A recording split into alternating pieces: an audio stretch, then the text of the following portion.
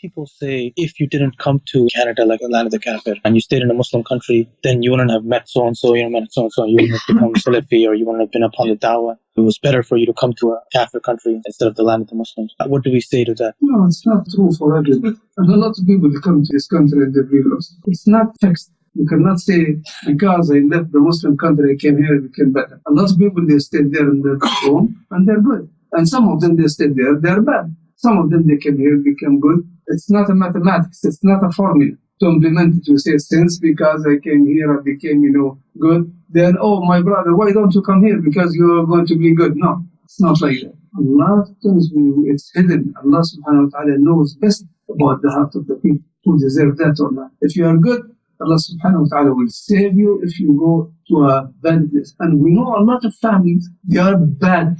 The children, the father, the mother, and you will find from them, sister, she's a salihah, righteous, and she's good. This is the hikmah, the wisdom of Allah subhanahu wa ta'ala. And since you came here and became good, there is no other scenario. Since it's happened, this is the best. We have to put our trust in Allah subhanahu wa ta'ala. This is the best to you.